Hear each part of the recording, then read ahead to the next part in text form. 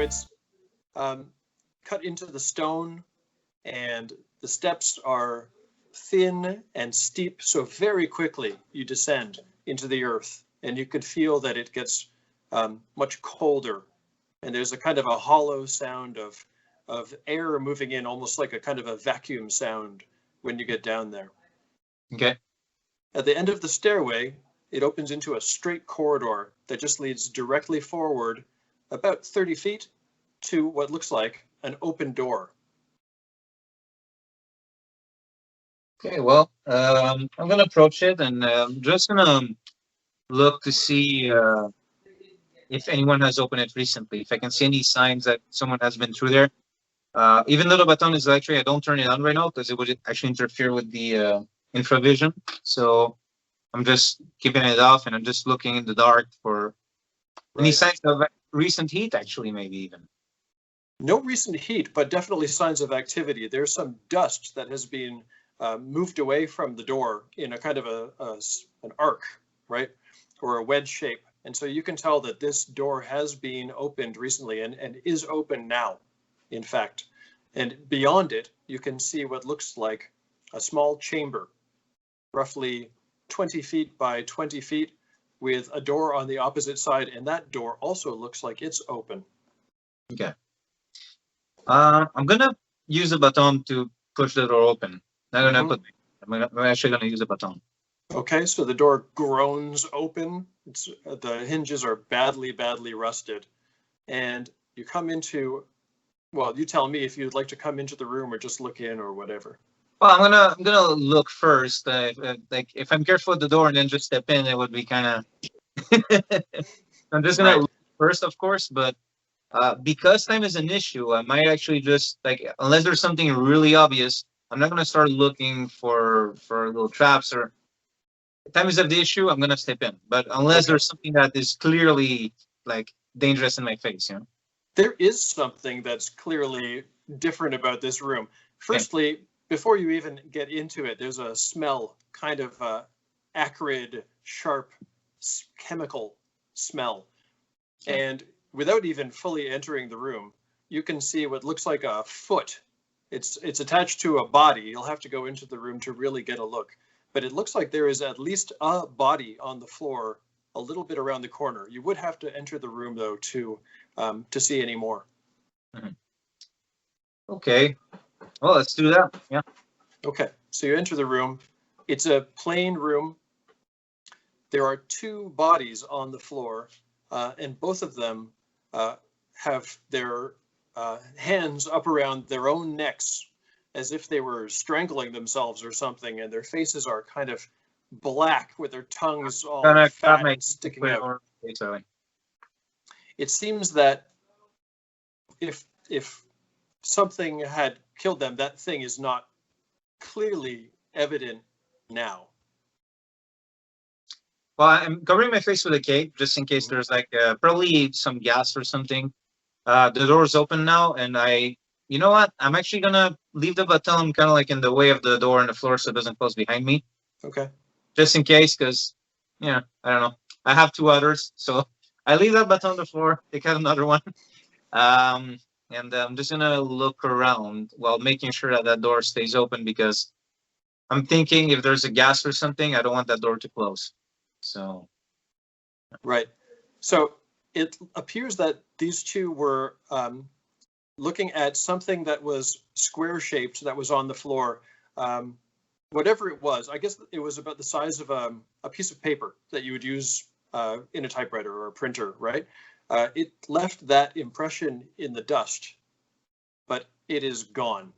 So whatever they were investigating, it's gone, but the dust mark is still very, very clearly there. Well, I'm gonna look the bodies, see what they have on them that might give me an idea of who they were exactly. Mm-hmm. Okay, so the bodies are, basically they're attired in typical kind of thief equipment. So they've got the standard leather armor. They've got no weapons, strangely.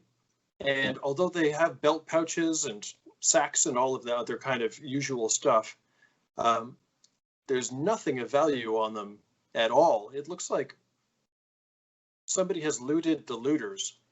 Yeah. Fair. Okay. I'm gonna try to find see if I can see any signs of like because there's a lot of dust from what I hear, so from what I see rather. So is there a third, even fourth set of footprints, something like that?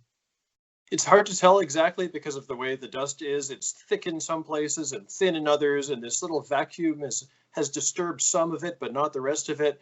But definitely, it seems that there is at least 2 other sets of prints that were in here. Again, it's hard to say. It could have been 3, maybe even 4, but difficult to say. And it seems, although they do fade away, to approach this second open door. Okay, there's a second one. Okay. Yeah. So yep, let's go for that one. Okay, so this door, like the first, is open, and you can see it opens into a hallway that branches off. And your choices are, essentially, turn to the right, kind of a 90-degree angle, or continue straight. Okay. Unfortunately, the footsteps, actually, you know what? Let's make this a random thing. Let's make it your roll, because more interesting for your viewers. We'll just do a perception roll straight up, and we'll say that if you succeed on the roll, then the footprints are detectable, and if you fail, then they fade away. Okay, very well. So the but from what I understand, after that first door, after a second door, there's 2 branches. Yes. Yeah.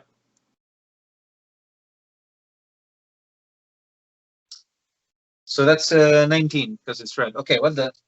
That's a failed roll, right? So that was a roll for wisdom, was it? Or Yeah. So that's a ability check. Okay, so that's a fail roll. So we'll say that, unfortunately, the footsteps disappear just before that junction. You cannot tell if these people turned to the right or if they went straight. Yeah. It looks like it's going to be a 50-50 chance whether you even want to try and follow them. Yeah. Yeah, it's kind of I know that they went that way at least, which is odd to me because, well, it's not odd, but that means that whatever was to be found wasn't just in that first room. So I'll take left. Okay. Actually, it's right or straight. Oh, okay, right or straight. Okay.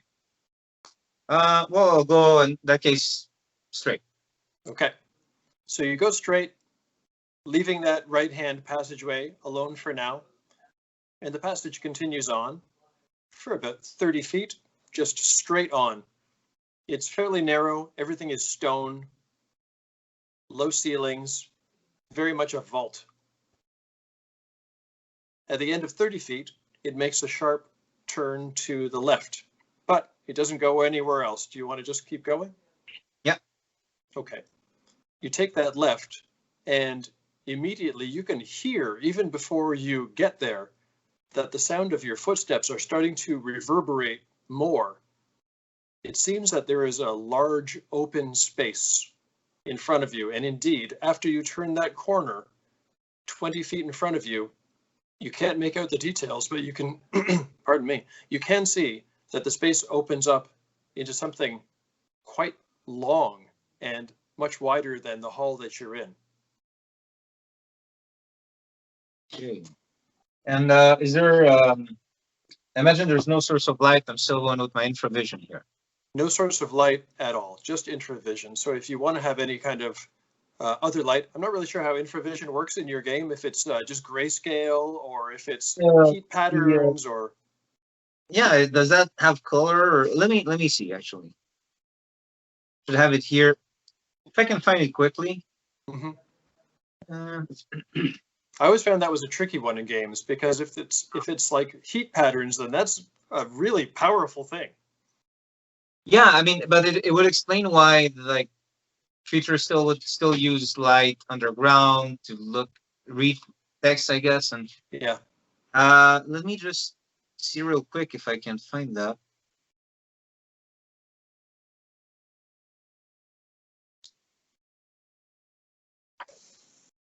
Well, you know what? I'll leave it up to you what's possible for me to see or not. But I guess it would make sense to say if I want to see certain little details, I might have to then I don't know, turn on the electricity on the baton or something, or Okay. I think that would make some sort of sense. We'll say that you're about 20 feet away from where this hallway ends and opens into this larger space. From where you are, you can't really make out any details. It is extremely dark, but with your hearing, you can tell that it's a big space. You're going to have to approach if you'd like to see more details, I think is where I'm going with this. Yeah, I will, for sure. Okay.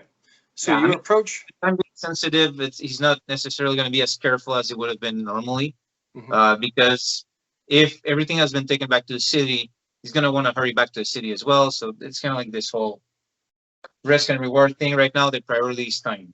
So. Okay, so the room that you are approaching and entering, if you want to, it's kind of shaped like a wine glass or a U. So it's kind of got this shape to it.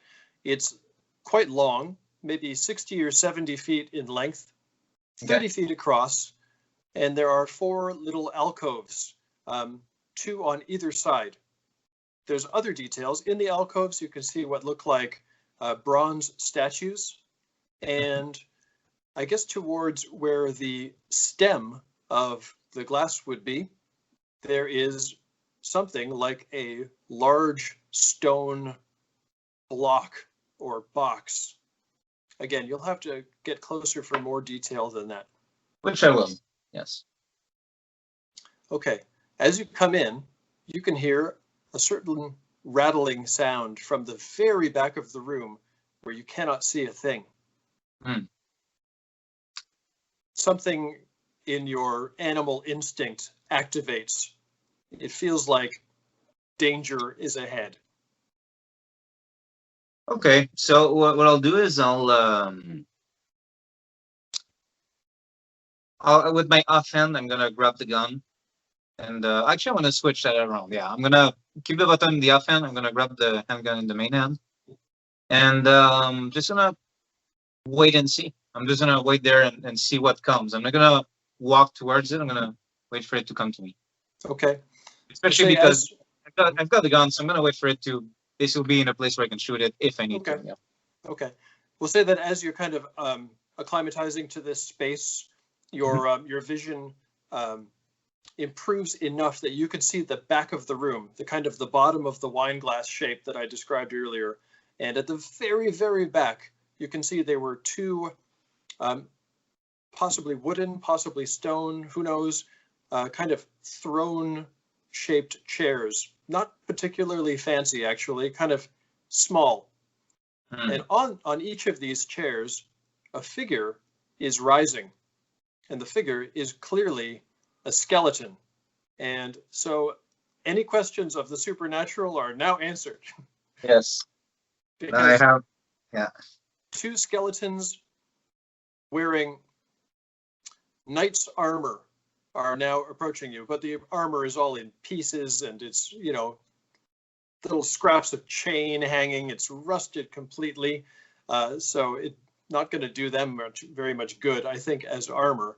But at some point, these 2 must have been knights or guards or something. But again, 1,000 years has stripped this down to bones and corroded sheets of metal and chain.